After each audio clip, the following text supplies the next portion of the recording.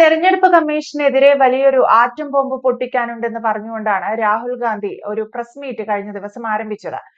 ഏകദേശം 1 ലക്ഷത്തോളം അല്ലെങ്കിൽ അതിനു മേലെ വോട്ടുകൾ അനധികൃതമായി ചേർത്ത് കള്ളവോട്ടുണ്ടാക്കിയാണ് ബി.ജെ.പി. അധികാരത്തിലെത്തിയത് എന്ന് വരെ അദ്ദേഹം പറഞ്ഞു കഴിഞ്ഞു. പക്ഷേ അത് തെളിയിക്കാൻ രാഹുൽ ഗാന്ധിക്ക് എത്രത്തോളം സാധിക്കുന്നുണ്ട്? രാഹുൽ ഗാന്ധിയുടെ ഈ തുറന്നു പറച്ചിലുകൾ ഇന്ത്യയിൽ ഉണ്ടാക്കാൻ പോകുന്ന ഒരു ഇമ്പാക്ട് എന്താണ്? ഇതിനെ എങ്ങനെ നേരിടാനാണ് ബി.ജെ.പി. ഉദ്ദേശിക്കുന്നത്? രാഹുൽ ഗാന്ധി ഒരു വലിയ ആറ്റം ബോംബ് പൊട്ടിക്കാൻ പോകുന്നു. ഇന്ത്യൻ തെരഞ്ഞെടുപ്പ് സംവിധാനത്തെ അപ്പാടെ ബി.ജെ.പി. ഹൈജാക്ക് ചെയ്തിരിക്കുന്നു. ലക്ഷക്കണക്കിന് വോട്ടുകൾ ബി.ജെ.പി. വാങ്ങിക്കൊണ്ടാണ്, ഇലക്ഷൻ കമ്മീഷനിൽ നിന്ന് വാങ്ങിക്കൊണ്ടാണ് തിരഞ്ഞെടുപ്പ് വിജയങ്ങൾ നേടുന്നത്. ഇതായിരുന്നു അദ്ദേഹത്തിന്റെ ആരോപണത്തിന്റെ ചുരുക്കം. എന്നാൽ എവിടെയാണ് ഈ സംഭവം നടന്നത്, എങ്ങനെയാണ് നടന്നത് എന്നതിനെ സംബന്ധിച്ച് നമ്മൾ അന്വേഷിക്കുമ്പോൾ ഇതിന്റെ പൊള്ളത്തരം വ്യക്തമാകും. ബാംഗ്ലൂർ സെൻട്രൽ ലോക്സഭ മണ്ഡലത്തിലെ മഹാദേവപുര എന്ന് പറയുന്ന അസംബ്ലി സീറ്റിലാണ് 1 ലക്ഷത്തിലധികം വോട്ടുകൾ ബി.ജെ.പി. ഇലക്ഷൻ കമ്മീഷനിൽ നിന്നും വ്യാജമായി വാങ്ങിച്ചുകൊണ്ട് വിജയം നേടി എന്ന് അദ്ദേഹം ആരോപിക്കുന്നത്. എന്നാൽ ഈ സംഭവം നടക്കുമ്പോൾ 2024 കോൺഗ്രസ് ആണ് കർണാടകം ഭരിക്കുന്നത്. അത് അദ്ദേഹം മറന്നുപോയി. കോൺഗ്രസ് ഭരിക്കുന്ന കർണാടകത്തിൽ കോൺഗ്രസ് ഭരണത്തിന് കീഴിൽ കോൺഗ്രസ് നിയമിച്ച ഇലക്ടറൽ ഉദ്യോഗസ്ഥന്മാരും ഇലക്ഷൻ കമ്മീഷന്റെ സംസ്ഥാന കമ്മീഷനും അടക്കമുള്ളവരാണ് ഈ തെരഞ്ഞെടുപ്പിന് നേതൃത്വം കൊടുത്തത്. അതിൽ രാഹുൽ ഗാന്ധി അക്കമിട്ട് പറയുന്ന ചില കാര്യങ്ങളുണ്ട്.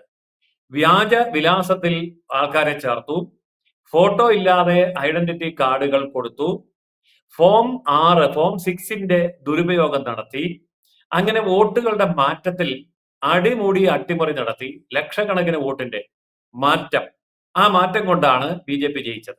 ഇതാണ് അദ്ദേഹം ഉന്നയിക്കുന്നത്. ഈ കാര്യം ഉന്നയിക്കുമ്പോൾ അദ്ദേഹം വളരെ വ്യക്തമായിട്ടാണല്ലോ കാര്യങ്ങൾ സൂചിപ്പിച്ചത്. എന്നാൽ ഇവിടെ അതിനേക്കാൾ വ്യക്തമായ ചില കാര്യങ്ങൾ നമുക്ക് കണ്ടെത്താനുണ്ട്.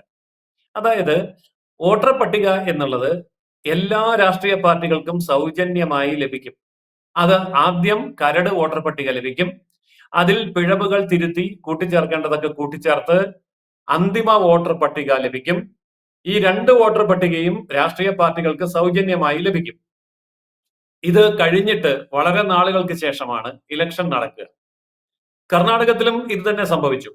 കർണാടകത്തിൽ കോൺഗ്രസ് പാർട്ടി അടക്കം എല്ലാ പാർട്ടികൾക്കും സൗജന്യ വോട്ടർ പട്ടിക ലഭിച്ചു. പക്ഷെ അന്നൊന്നും കോൺഗ്രസിന് യാതൊരു പരാതിയും ഉണ്ടായിരുന്നില്ല.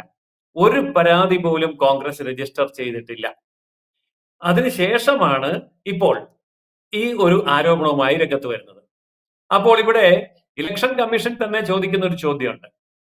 പട്ടിക കുറ്റമറ്റതാക്കാൻ വേണ്ടി SIR, അതായത് സ്പെഷ്യൽ ഇന്റൻസീവ് റിവിഷൻ എന്ന് പറയുന്ന ഒരു പ്രോഗ്രാം ഉണ്ട്. അത് ഇലക്ഷൻ കമ്മീഷൻ നടത്തും. അതായത് പട്ടികയിൽ എന്തെങ്കിലും തകരാറ് വന്നിട്ടുണ്ടെങ്കിൽ ഏറ്റവും പുതുതായി ആ തകരാറ് പരിഹരിക്കാനുള്ള സംവിധാനത്തെയാണ് സ്പെഷ്യൽ ഇന്റൻസീവ് റിവിഷൻ SIR എന്ന് പറയുന്നത്. ഈ SIR അവിടെ നടത്തിയിരുന്നു. അന്നും കോൺഗ്രസിന് യാതൊരു പരാതിയും ഉണ്ടായിരുന്നില്ല. പിന്നീട് കോൺഗ്രസ് എടുത്തു പറയുന്നത് മഹാരാഷ്ട്രയിലെ ധൂലെ എന്ന് പറയുന്ന ലോക്സഭാ മണ്ഡലത്തിലെ ഒരു അസംബ്ലി മണ്ഡലമായ മലേഗാവ് സെൻട്രൽ, അവിടെ നമുക്ക് കാണാൻ കഴിയുന്ന ഒരു കാഴ്ചയുണ്ട്. 6 അസംബ്ലി മണ്ഡലങ്ങൾ. അതിൽ ഒരു അസംബ്ലി മണ്ഡലത്തിൽ കോൺഗ്രസ് ജയിച്ചു, ബാക്കി 5ലും ബി.ജെ.പി. ജയിച്ചു. എന്നാൽ കോൺഗ്രസ് ജയിച്ച ആ അസംബ്ലി മണ്ഡലത്തിൽ ബി.ജെ.പിക്ക് 1 വോട്ട് കിട്ടുമ്പോൾ കോൺഗ്രസിന് 42 വോട്ടാണ് കിട്ടിയത്. എന്ന് പറഞ്ഞാൽ 42 ഇരട്ടി വോട്ടുകളാണ് കിട്ടിയത്. പക്ഷെ ബി.ജെ.പി. അതിന് പരാജയപ്പെട്ടിട്ടില്ല. വേണമെങ്കിൽ പറയാമല്ലോ, ബി.ജെ.പിക്ക് 1 വോട്ട് കിട്ടുമ്പോൾ മറുവശത്ത് 42 വോട്ട് കിട്ടുന്നു. ഇലക്ഷനാണ്, അങ്ങനെയൊക്കെ വരും. ജയവും തോൽവിയും അംഗീകരിക്കുക എന്നുള്ളതാണ് രാഷ്ട്രീയ പാർട്ടികളുടെ ചുമതല. ബി.ജെ.പി. അത് അംഗീകരിച്ചു. ഇത്രയേ ഉള്ളൂ അവിടെ സംഭവിച്ച കാര്യം. ഇപ്പോൾ പുലിവാലി പിടിച്ചിരിക്കുകയാണ് രാഹുൽ ഗാന്ധി. രാഹുൽ ഗാന്ധി ഈ ആറ്റം ബോംബ് ഇട്ടിട്ട് ഓടി രക്ഷപ്പെടാം എന്നാണ് കരുതിയത്. പക്ഷെ നടന്നില്ല.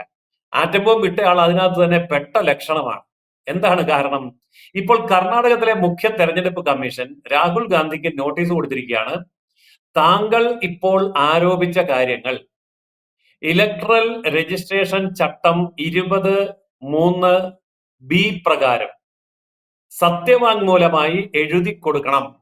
അത് ഗൗരവമായി പരിഗണിച്ചുകൊണ്ട് അനന്തര നടപടികളിലേക്ക് കടക്കാൻ പോവുകയാണ്. ഇതാണ് ഇലക്ഷൻ കമ്മീഷൻ എടുത്തിരിക്കുന്ന സ്റ്റെപ്പ്. ഇപ്പോൾ ഈ രാഹുൽ ഗാന്ധി പറഞ്ഞ കാര്യങ്ങളൊക്കെ സത്യമാണ് എങ്കിൽ അദ്ദേഹം അത് എഴുതി സത്യവാങ്മൂലമായി ഇലക്ഷൻ കമ്മീഷന് കൊടുക്കേണ്ടി വരും. അതിന് ഇലക്ട്രൽ ചട്ടം 20(3)(b) എന്ന വകുപ്പ് ഉപയോഗിച്ച് അവിടുത്തെ ഇലക്ഷൻ കമ്മീഷൻ രാഹുൽ ഗാന്ധിക്ക് നോട്ടീസ് കൊടുത്തിരിക്കുകയാണ്. ഇനി രാഹുൽ ഗാന്ധിക്ക് ഒഴിഞ്ഞു മാറാൻ പറ്റില്ല. ആരോപണം മുന്നോട്ട് വെച്ചുവെങ്കിൽ തെളിവ് കൊടുക്കണമല്ലോ. ആ തെളിവുണ്ടെന്നും പറഞ്ഞ് അദ്ദേഹം കുറെ കടലാസുകൾ പൊക്കി കാണിച്ചല്ലോ. ഈ കടലാസുകൾ ഔദ്യോഗിക സത്യവാങ്മൂലമാക്കി ഇലക്ഷൻ കമ്മീഷന് കൊടുക്കാൻ പറഞ്ഞപ്പോൾ രാഹുൽ ഗാന്ധിയുടെ പൊടി പോലുമില്ല കണ്ടുപിടിക്കാൻ. ഇതാണ് ഇപ്പോഴത്തെ അവസ്ഥ. അപ്പോൾ ഈ ആരോപണം എന്തായിരുന്നു? അതായത് ആറ്റം ബോംബ് ഇട്ട് അതിനകത്ത് തന്നെ കരിഞ്ഞ് ചാമ്പലായ രാഹുൽ ഗാന്ധിയാണ് ഇപ്പോൾ നമ്മൾ കാണുന്നത്. സർ, ഈ രാഹുൽ ഗാന്ധി പറയുന്നതെല്ലാം ശരിയാണെന്ന് വയ്ക്കുക. അദ്ദേഹം പറയുന്നത് പോലെ BJP കള്ളവോട്ടുകൾ ചേർത്തു, തെരഞ്ഞെടുപ്പ് കമ്മീഷനെ BJP ഒരു ആയുധമാക്കി കൂടെ ചേർത്തു. അതൊക്കെ ശരിയാണെങ്കിൽ കൂടി ഈ തെരഞ്ഞെടുപ്പ് സമയത്തിന് അല്ലെങ്കിൽ വോട്ട് ഇലക്ഷൻ നടക്കുന്നതിന് തൊട്ടു മുൻപ് ഓരോ രാഷ്ട്രീയ പാർട്ടികൾക്കും നൽകുന്ന ഒരു പീരീഡ് ഉണ്ട്, ഒരു ടൈം ഉണ്ട്. ആ സമയത്തിനുള്ളിൽ കോൺഗ്രസിന് വ്യക്തമായി പരിശോധിക്കാമായിരുന്നു. വോട്ടർ പട്ടികയോ അല്ലെങ്കിൽ ആളുകളെ കണ്ടോ ഒക്കെ പരിശോധിക്കാമായിരുന്നു. അതൊന്നും അവർ നടത്തിയില്ല. അപ്പോൾ രാഹുൽ ഗാന്ധി ഇട്ടിരിക്കുന്ന ആറ്റം ബോംബ് യഥാർത്ഥത്തിൽ കാണിക്കുന്നത് കോൺഗ്രസിനകത്ത് തന്നെ ഉണ്ടായ ഒരു അലംഭാവമല്ലേ? ഇത് കേവലം ഒരു അലംഭാവമാണ് എന്ന് കരുതി തള്ളിക്കളയാൻ പറ്റില്ല. കാരണം ഇലക്ഷൻ കമ്മീഷന്റെ നടപടിക്രമം സുതാര്യമാണ്. ആദ്യമായി കരട് വോട്ടർ പട്ടിക മാസങ്ങൾക്ക് മുമ്പേ പ്രസിദ്ധീകരിക്കും. കരട് വോട്ടർ പട്ടികയിൽ സംബന്ധിച്ചുള്ള ആക്ഷേപങ്ങൾ ക്ഷണിക്കും, ആക്ഷേപങ്ങൾ കേൾക്കും. അത് നമുക്ക് എഴുതി കൊടുക്കാം, നേരിട്ട് കൊടുക്കാം, മെയിലായിട്ട് അയക്കാം, പത്രസമ്മേളനം നടത്തി ആരോപിക്കാം. അങ്ങനെയൊക്കെ വരുമ്പോൾ അന്തിമ വോട്ടർ പട്ടിക പ്രസിദ്ധീകരിക്കുന്നതിന് മുൻപ് ഈ പറഞ്ഞ എല്ലാ പരാതികളെയും പരിഗണിക്കാതിരിക്കാൻ വയ്യ. കാരണം രാഷ്ട്രീയ പാർട്ടി പ്രതിനിധികളുമായി നേരിട്ട് ഇലക്ഷൻ കമ്മീഷൻ ചർച്ച നടത്തുന്നുണ്ട്.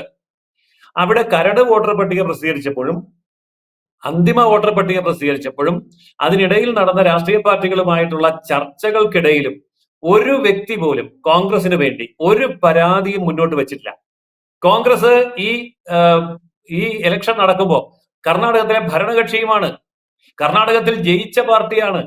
അപ്പോൾ അന്നൊന്നും മുന്നോട്ട് വെക്കാത്ത പരാതി ഇപ്പോൾ ഉന്നയിക്കുമ്പോൾ അതിന്റെ പിന്നിൽ രാഹുൽ ഗാന്ധിയെ കൊണ്ട് ചൂടുചോറ് വാരിക്കുന്ന, അതായത് കുട്ടിക്കുരങ്ങനെ കൊണ്ട് ചൂടുചോറ് വാരിക്കുന്ന ആരോ ഇതിന്റെ പിറകിലുണ്ട് എന്ന് സംശയിക്കേണ്ടിയിരിക്കുന്നു. എന്ന് പറഞ്ഞാൽ ഇന്ത്യയിലെ ജനാധിപത്യ ഭരണക്രമം, ലോകത്ത് ഏറ്റവും കൂടുതൽ ജനസംഖ്യയുള്ള 146 കോടി ജനസംഖ്യയുള്ള ഇന്ത്യ, ജനാധിപത്യം, തെരഞ്ഞെടുപ്പ്, ഇത്ര വിപുലമായ ഒരു തെരഞ്ഞെടുപ്പ് സംവിധാനം ലോകത്തൊരു രാജ്യത്തിനും ഇല്ല. ഇപ്പൊ ചൈനയില് ജനാധിപത്യവും ഇല്ല, തെരഞ്ഞെടുപ്പും ഇല്ല.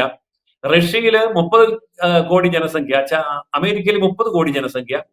അപ്പൊ അതിന്റെയൊക്കെ ഒരു 5-6 ഇരട്ടി ആണ് നമ്മുടെ ജനസംഖ്യ.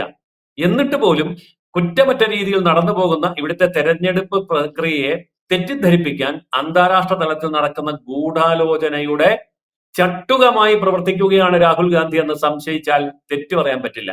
കാരണം ഇന്ത്യയുടെ ഇമേജ് തകർക്കുക എന്നുള്ളത് ഇന്ത്യ വിരുദ്ധരുടെ ലക്ഷ്യമാണ്. അവരുടെ കയ്യിലെ കളിപ്പാവയായി ചട്ടുകമായി മാറുകയല്ലേ രാഹുൽ ഗാന്ധി എന്ന് ഈ അന്വേഷണങ്ങൾക്ക് ശേഷം, ഈ സത്യവാങ്മൂലം സമർപ്പിച്ചാലും ഇല്ലെങ്കിലും വെളിവാകാൻ പോവുകയാണ്. അതായത് രാജ്യവിരുദ്ധ ശക്തികളുടെ കയ്യിലെ ആയുധമായി പ്രതിപക്ഷ നേതാവിനെ ഉപയോഗിക്കുന്ന അന്താരാഷ്ട്ര ഭീകരതയാണ് ഇതിന്റെ പിന്നിൽ കളിക്കുന്നത് എന്ന് സംശയിക്കേണ്ടി വരും. എന്തായാലും ആറ്റം ബോംബ് പൊട്ടിക്കാം BJPക്കെതിരെ എന്ന് കരുതി തെരഞ്ഞെടുപ്പ് കമ്മീഷനെ അതിനൊരു ആയുധമാക്കാം എന്നൊക്കെ കരുതിയെത്തിയ രാഹുൽ ഗാന്ധിക്ക് അൻപേ പരാജയം സംഭവിച്ചിരിക്കുന്നു എന്ന് വേണം കരുതാൻ. തെരഞ്ഞെടുപ്പ് കമ്മീഷൻ രാഹുൽ ഗാന്ധിയെ വെല്ലുവിളിച്ചിരിക്കുകയാണ്. അദ്ദേഹം ആരോപിച്ചിരിക്കുന്ന കാര്യങ്ങൾ തെളിയിക്കുക എന്നത്. ഈ വരും മണിക്കൂറുകളിൽ അല്ലെങ്കിൽ വരും ദിവസങ്ങളിലൊക്കെ രാഹുൽ ഗാന്ധി ഇതിനെതിരെ ഇനി എന്തെങ്കിലും പ്രതികരണം നടത്തുമോ എന്നൊക്കെ കണ്ടറിയേണ്ടതാണ്. വ്യക്തമാണ്. Thank you Jayasuryan sir. കൂടുതൽ വാർത്തകളും വിശേഷങ്ങളും നിങ്ങളിലേക്ക് എത്താൻ ABC മലയാളം സബ്സ്ക്രൈബ് ചെയ്യുക, ബെൽ ബട്ടണും അമർത്തുക.